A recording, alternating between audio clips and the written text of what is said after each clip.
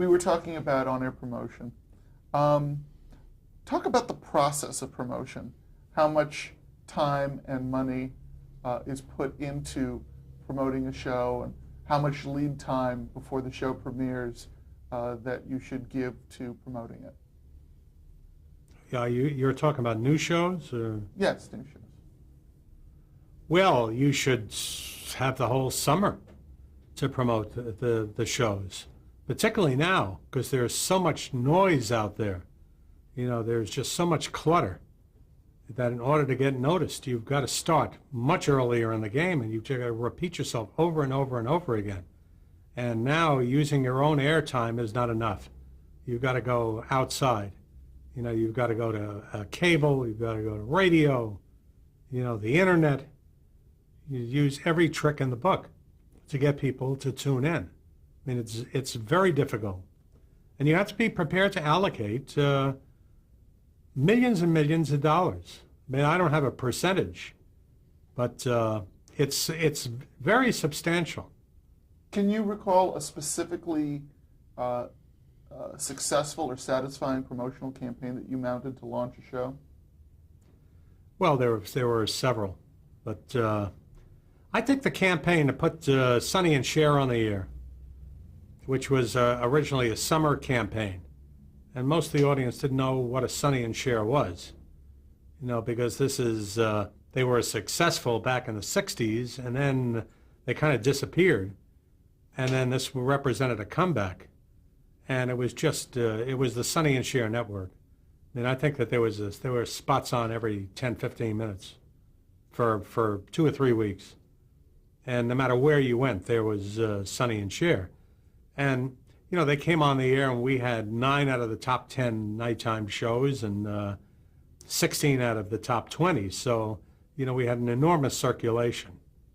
And the show opens just terrifically well. You know, so obviously the audience responded to that promotion. That was basically on our air back then. So that was one instance. You know, we could, with the variety shows, you know, it was much easier to do it because they could not only do lifts from shows, but you could tailor-make promotion, where they could do very theatrical, presentational style spots that were specially made, you know, to be promos. You know, we did the same thing at CBS for the Tony Orlando and Dawn show, which is probably even a heavier campaign than Sonny and Cher. And, I mean, if you Tony Orlando who is Tony Orlando? And went on the air mid-season with a 35 share. So, no, it was very well received. ABC, I think all the shows. And, you know, I think probably the biggest promotion campaign I've ever been involved with was Shogun at NBC. Because I was so concerned about the nature of that show, that it was Japanese and that so much of it was in Japanese with subtitles, that I figured, well, we better attract everyone to start off with, because we're going to lose half the audience. You know, I did not have enough faith in it. I was very nervous about that show. So how did you promote it? We promoted it just intensively. Just, you know, there were about 6 different cells for that show. I mean, a love story, an adventure story, an epic. You know, there were different cells.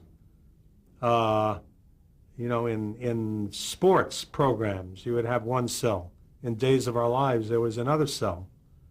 And the show opened with a 60-plus share. So, I mean, it did very, very well. And that was a factor of the promotion. Talk about using blockbuster events like the Olympics or Roots to promote other programs. Well, if you have the Olympics or Roots, it's a great idea. You know, that's one of the reasons why networks try to put shows like that on the air, you know, for the promotional platform. But it's tough to come up with events like that.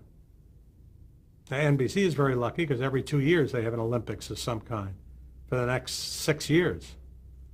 So, but there aren't that many events now. where you can do that. The days of the big miniseries are over. When was the last 12-hour miniseries? And it's impossible to get those kinds of numbers.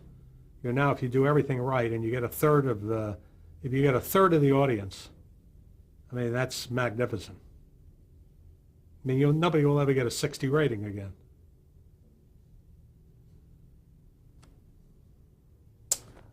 Talk a bit about talent. It was something that you had emphasized before as being key in what you looked for in building programs, and you find it lacking today.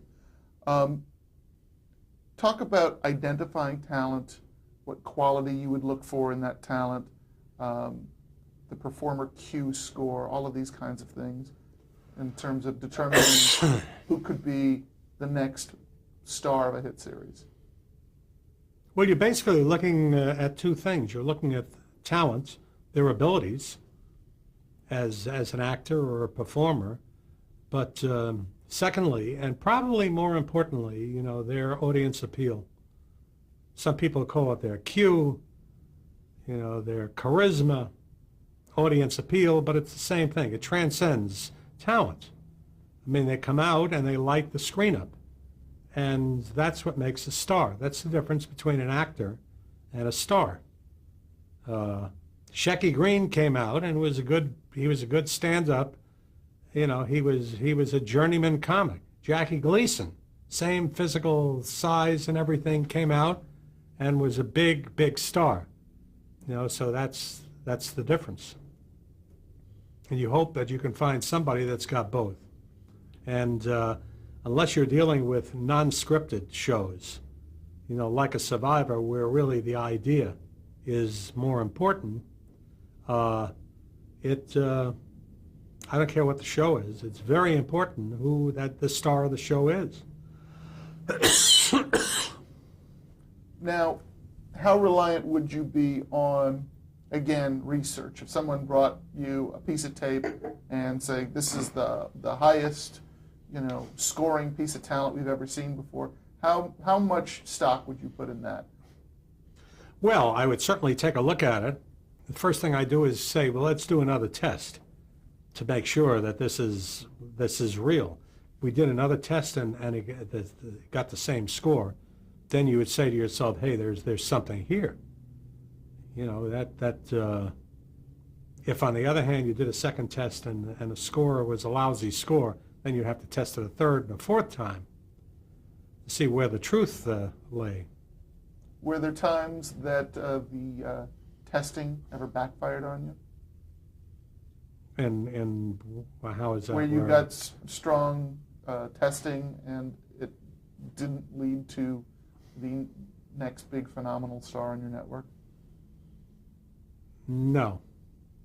Now, normally if you test a show and the star is really that strong, and that's that's very, very important. On the other hand, if you have a vehicle that's kind of a star-dominated vehicle, and the star gets an average score, that's a very bad sign. Because that's where you're really hoping that the magnetism of the star is going to carry the series. Take a show like Kojak. Without Telly Savalas in the lead, or Robert Blake and Beretta, or I'm trying to think of more. I keep on going back because nowadays most of the dramas are ensembles, and it's it's really hard to it's hard to find examples. But Kojak without Telly Savalas would have been just another cop show.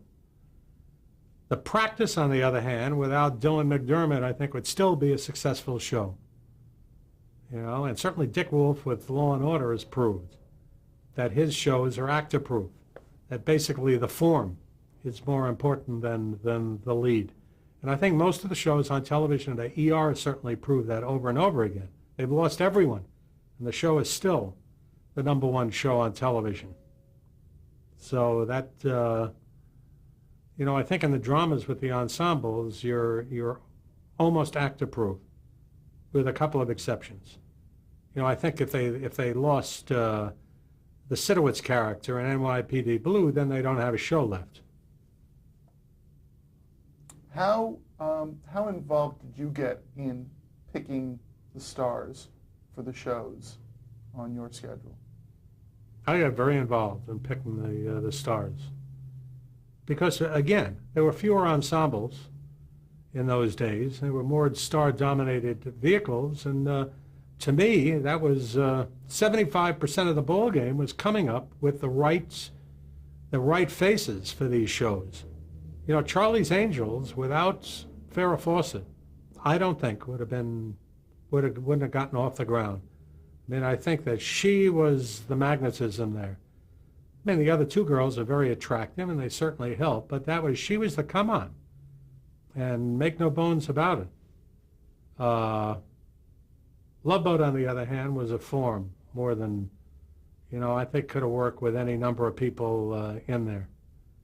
But, most Hill Street Blues, when it went on the air, was also a form. I don't think it was any one person. It just was such a novel show in its day because it was the first of its kind. Just sort of wrapping out a lot of the broader questions about being a television executive. Talk a bit about your management style, how you worked with the people who were on your staff. It basically depended on which staff you're talking about. If I had people that I totally believed in, I really gave them a very long leash. And, they hardly knew that I was around. Take a guy like Eisner. I wouldn't have kept him at ABC. I mean, if I were all over him, he would have just thrown his hands up and left. And I really gave him a lot of kind of carte blanche to run it the way he saw. Perry Lafferty basically was the same at CBS, where on a day-to-day basis, I mean, he pretty well determined what they developed and how they did it. And but if I didn't have faith in the people, and until I got rid of them, I mean, I was all over them. So it... what would you do to motivate people that would be working for you? What would I do? Well, if you hear all the stories, people say, well, he screamed a lot, but what you try to do, you're like a cheerleader more than anything. And I think that's what people need. They need encouragement and also if they feel like they're part of a team and it ends up being a winning team, it's very, very exhilarating.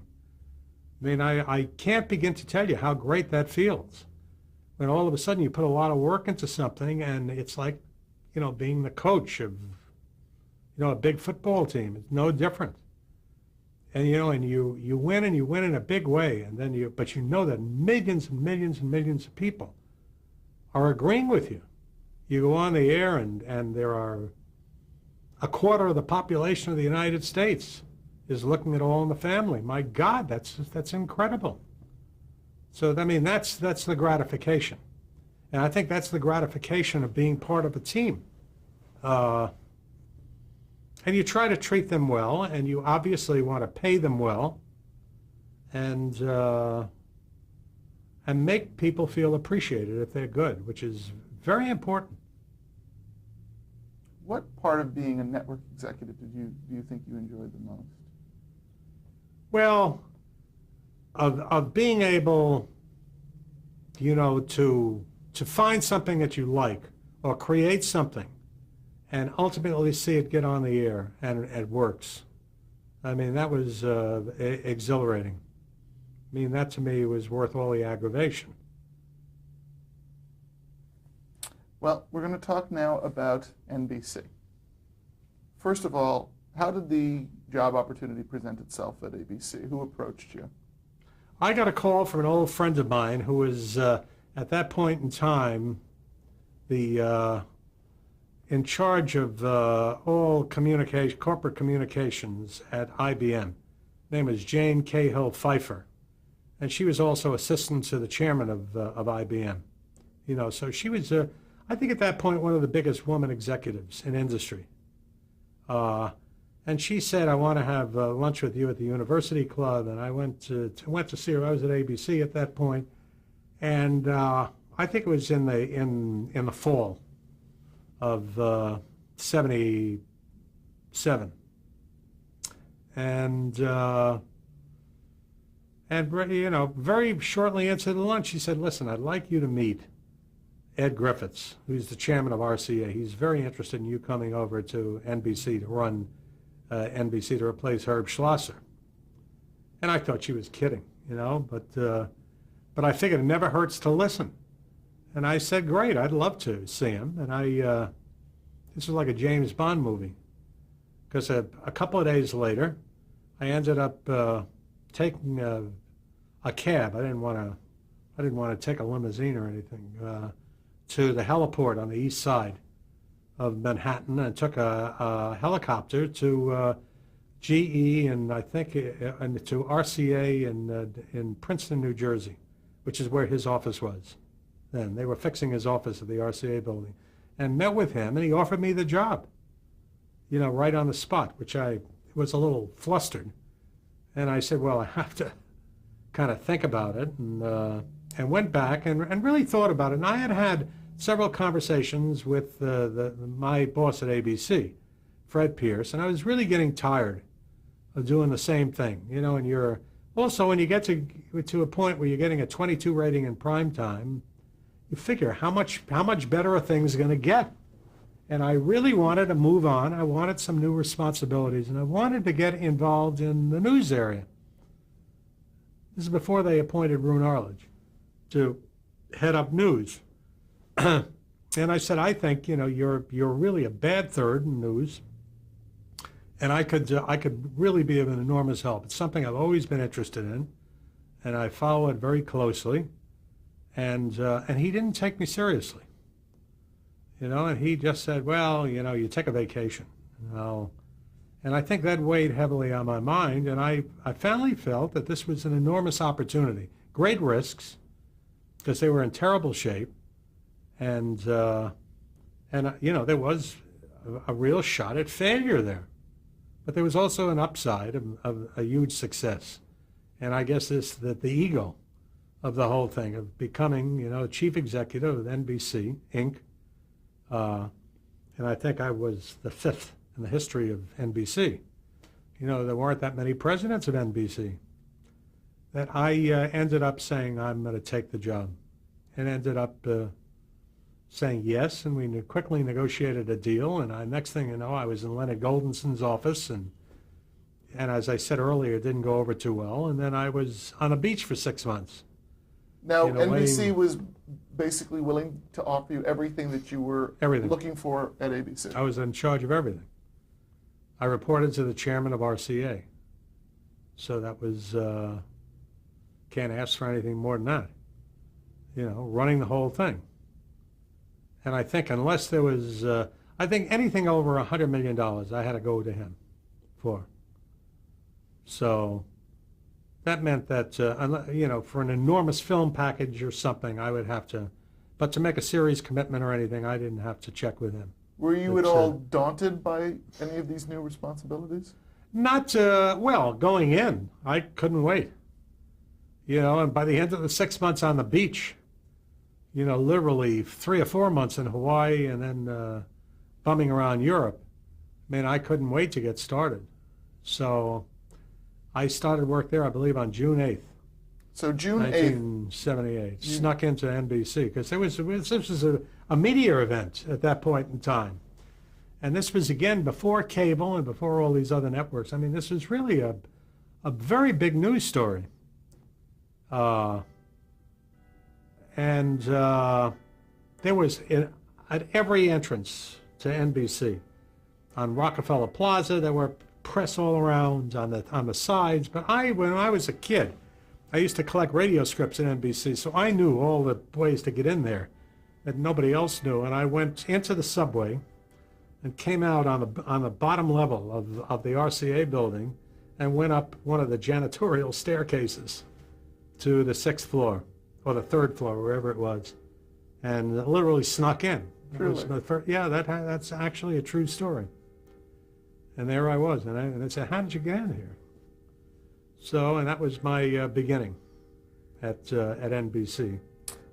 So you joined them in June. What state was the network in when you arrived? There's no way to describe how bad it was. I knew it was bad, but I basically knew what I saw on the air, but it was really terrible. Talk about some of the shows that were on the network and some of what you inherited when you arrived. Well, they had a handful of good shows. They had about 4 or 5 shows that were good series. They had Rockford Files. They had Quincy, Little House on the Prairie. Then I really have to start thinking, beyond that. And I'm sure there were 1 or 2 others, but that was about it. They had just wall-to-wall movies, because the guy who had preceded me there, who was still the head of programming, had created was event programming. He felt that series were, he's the man who created the least objectionable program theory. Believed that the future of television lay in special events and movies, and so had made hundreds and hundreds of millions of dollars of commitments for long forms, and the cupboard was bare when it came to program development. Anyway, the entertainment was in terrible shape. They did have a commitment for the Olympics in 1980, which was great. And it was an Olympics that never happened, incidentally. And the news division was just in the worst shape of any of them. It was just awful.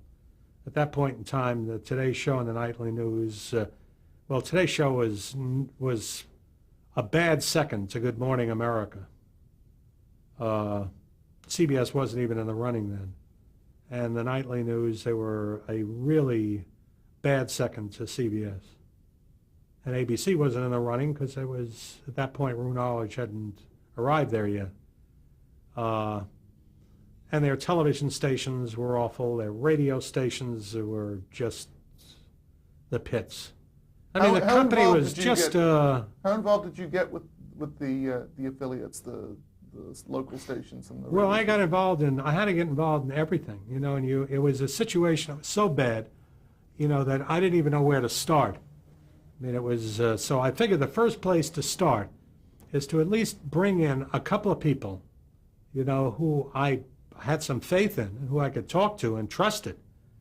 So I brought in Erwin Siegelstein, who had been at CBS, was my second there. I used to work for him. Used to be the head of the East Coast at CBS when I was head of daytime. And then ultimately I leapfrogged him and he reported to me when I was head of programs. Then he went and ran Columbia Records and then went to NBC before I did as head of programming and ended up getting kicked upstairs, and he had his title when I got there was Vice President of Late Night Development. So he was just writing out his contract, and the first thing I did a week into the job was to promote him to Executive Vice President of Broadcasting, where he had responsibility for all the television stations and radio stations of NBC, and was also basically my assistant. And then shortly thereafter, we brought in a man by the name of Lee Curlin to be our planner, because I always had somebody who was kind of a research-oriented person in the planning and scheduling, and then at least I knew that there were a couple of people that could be depended on. And then slowly, it took the better part of a couple of years to basically replace the entire top line of NBC, just in every division. Just basically with somebody that I wanted to be in the particular job. Ultimately, the man who was running the West Coast, I gave a production deal to and promoted Brandon Tartikoff, who was then in charge of comedy. He became the head of programming there. Perry Lafferty, who had been my head of programming on the West Coast at CBS, I brought in, ultimately he ran the movies and miniseries. Bill Small, who was a big executive at CBS, I brought in to replace whoever was running news over there. I think Reuben Frank. He became the head of news. I promoted one of the general managers of our Chicago station to be the head of the company-owned stations, TV stations, brought in new management for radio, AM and FM, and How long did this whole it process? took about 2 years to totally change the top line. And the last one to go, and I think probably singularly the biggest mistake, I tried to make it work with the guy who was the head of programming, Paul Klein. This is the least objective, and I just found that it was impossible to do that. And it's something I should have done the first week, and I waited almost 2 years to get him out of there, and promoted, Brandon to president of NBC Entertainment. Talk a bit about Brandon. What were the circumstances when you first met him?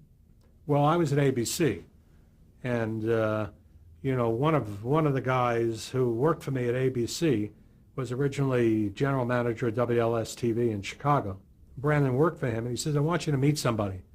So he had Brandon fly in, and I liked him enough that I got him a job in the current program department, where he supervised Eight Is Enough and $6 Million Man and a handful of other shows. How old was he at this time? He was young. He was in his 20s. Kind of reminded me a little bit of me when I started. And he was working in promotion in Chicago, and that's where I started, in Chicago.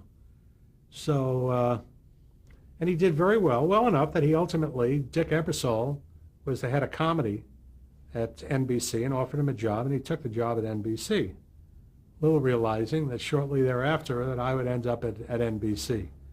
So he ultimately became the head of comedy at NBC, and then I promoted him. The guy who was running NBC Entertainment,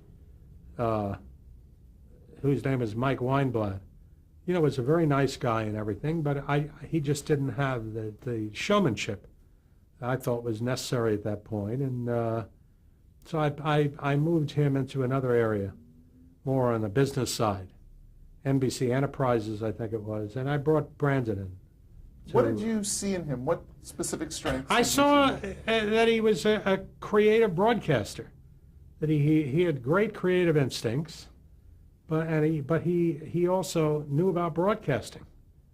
He worked at television stations, and he knew how the whole thing worked, which is very important.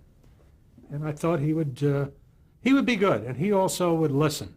He was young enough that if I asked him to do something, he would question it, but ultimately would do it. He was very, very loyal, and that's what I was looking for.